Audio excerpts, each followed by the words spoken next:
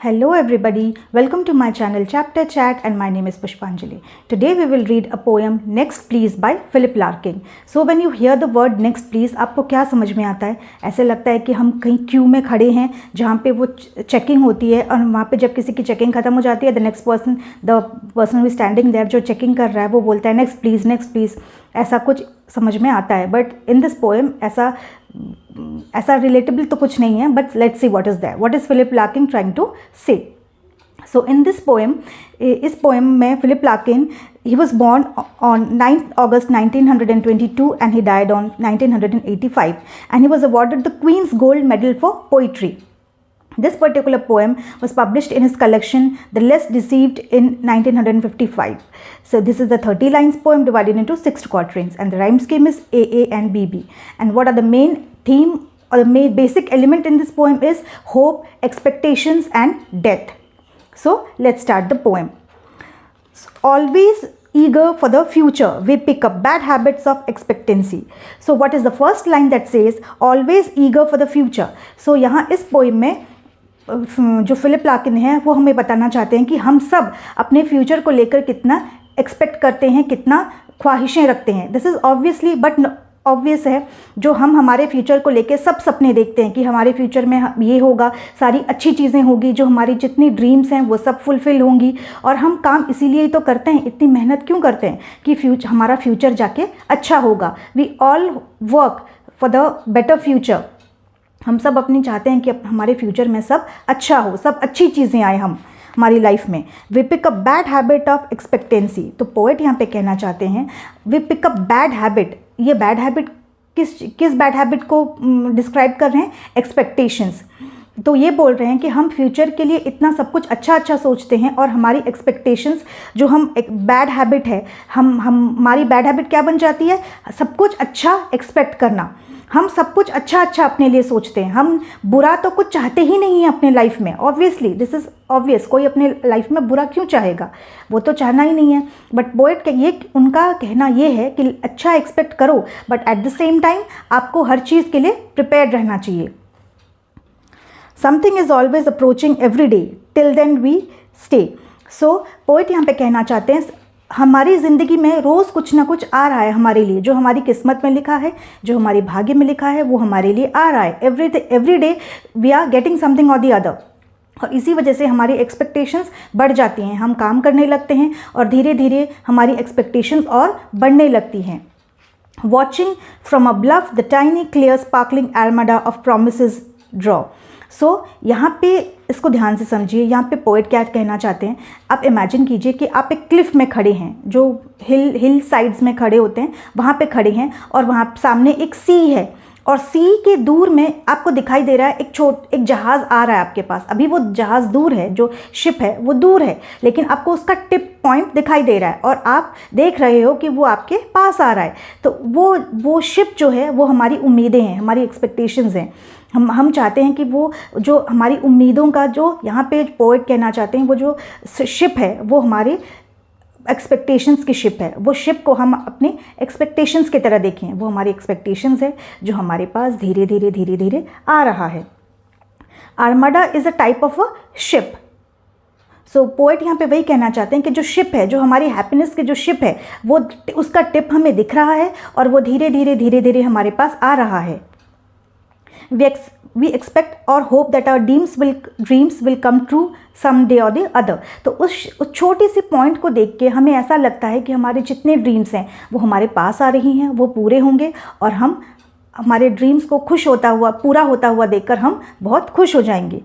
How slow they are and how much time they waste. तो यहाँ पे poet बोल रहे हैं कि जो ये सबकी कॉमन थॉट होती है. जब हमारा कोई चीज़ आने वाला होता है तो कितना स्लो आ रहा है, इतना स्लो क्यों आ रहा है? तो यहाँ पे जो पोएट हैं वो कह रहे हैं जो शिप आ रहा है उसकी टिप तो दिख रही है, पर वो कितनी धीरे आ रहा है, वो जल्दी क्यों नहीं आ रहा है? तो दिस इज़ हमारा भी एक कॉमन कंसर्न होता है. जैसे हमारा कोई पार्सल आने वाला होता है या फिर हमारे पास कोई चीज़ आने वाली होती है, हमारा कोई स्पेशल डे, हमारा बर्थडे आने वाला होता है, तो हम सोचते हैं ये इतना दूर क्यों है, ये टाइम पास क्यों नहीं हो रहा है, ये जल्दी पास क्यों नहीं हो रहा है. वो जो स्पेशल मोमेंट है या जो गिफ्ट हमारे पास आने वाली है वो जल्दी क्यों नहीं आ रहा है। तो हमारी जो अच्छी चीज़ें होती हैं वो हमें वो जल्दी चाहिए, हम उसके लिए वेट नहीं करना चाहते। सो एग्जैक्टली यहाँ पे भी तो वो कह रहे हैं हाउ स्लो दे आर, जो हमारी जो खुशियों की जो शिप है जो वहाँ पे आ रही है वो इतना स्लो क्यों है, उसे जल्दी आना चाहिए, इतना टाइम क्यों वेस्ट कर रही है वो शिप वहाँ पे, वो शिप जल्दी जल्दी हमारे पास आती क्यों नहीं है। We don't notice how slow they will, वो जितना स्लो ये कर रही है हम उसे देखते हैं कि वो इतना टाइम वेस्ट वहाँ पे क्यों कर रही है, उसे हमारे पास जल्दी आना चाहिए।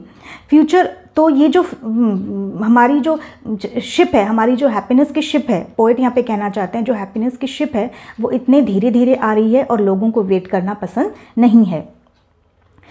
जो हमें सब कुछ अभी इसी मोमेंट पे चाहिए, वी वांट एवरीथिंग नाउ, अगर हमें कुछ किसी चीज़ की इच्छा हुई वो हमें अभी एट द मोमेंट चाहिए, हम उसके लिए वेट नहीं करना चाहते। अगर आपको कोई बोले कि ये आपको 3 महीने बाद मिलेगा या 6 महीने बाद मिलेगा, आप में इतनी पेशेंस नहीं है कि आप उस चीज़ के लिए वेट करो, but we should learn how to wait.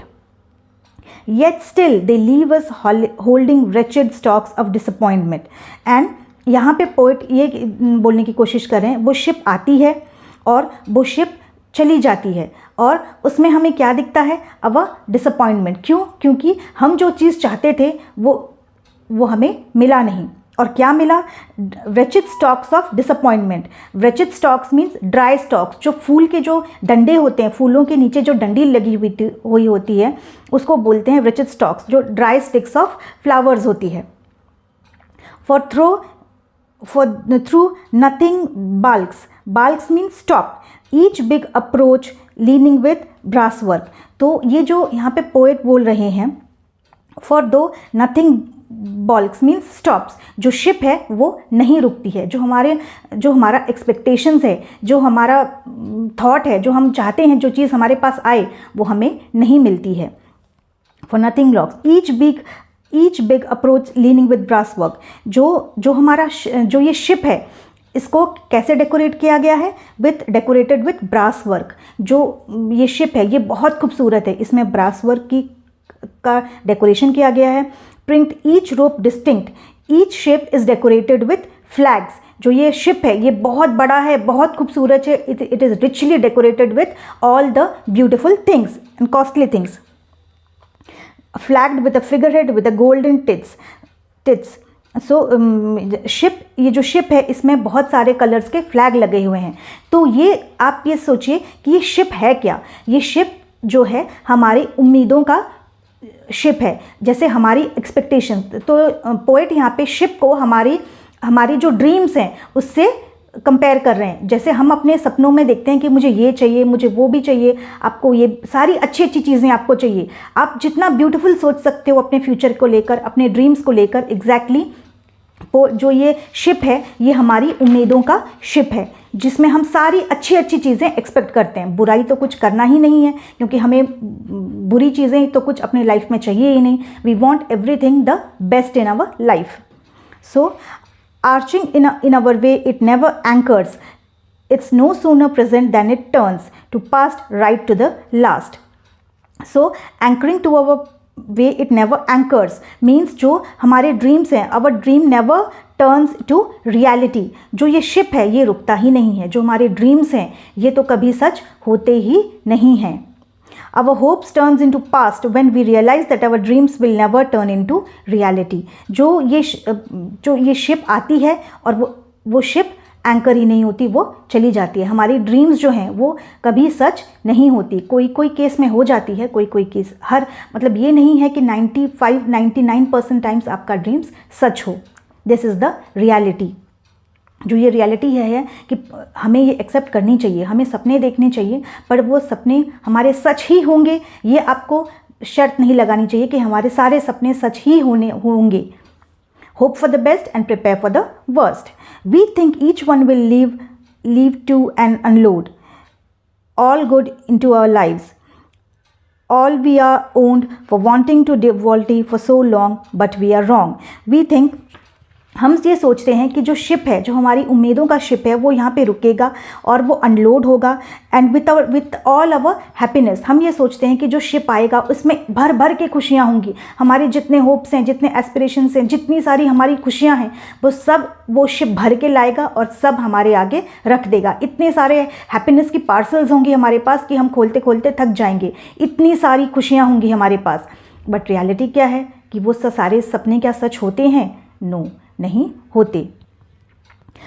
Only one ship is seeking us, a black sail, unfamiliar towing at her back, a huge and birdless silence in her wake, no water breed or break।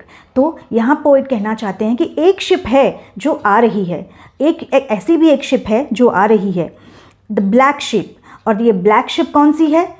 ये black ship refer करता है death को। This black ship refers death. और ये ship जब आती है, इसको कोई नहीं रोकता, इसके रास्ते में कोई हर्डल्स नहीं आती।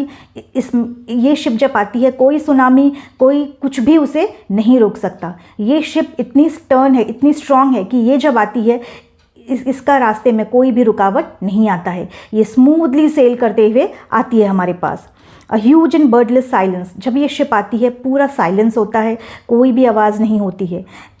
इन वाटर ब्रीड और ब्रेक, मतलब इसमें ये जब आती है तो कोई ब्रेकेज नहीं होती, इसको कोई भी हिंड्रेंस नहीं होता है इसके आगे, और ये बड़े स्मूथली हमारे पास आ जाती है। When this ship comes there is no barrier, it comes slowly and we never realise this. और ये शिप जब आती है, इतनी स्मूथली आती है कि हम तो इसे देखते तक नहीं है, हम रियलाइज़ नहीं करते। But this ship is the reality, और वो रियलिटी क्या है? Death. So this is the end of the poem. So here the poet जो वो कहना चाहते हैं कि हमारी लाइफ में हमारी एक्सपेक्टेशंस इतनी हैं, हमारी ख्वाहिशें इतनी हैं कि हम जो बेसिक जो ट्रुथ है, उस ट्रुथ को हम इग्नोर करते हैं, और वो ट्रुथ क्या है? That is death. I hope ये पोएम आपको समझ आई हो। Please do subscribe my channel for more videos. Thank you so much.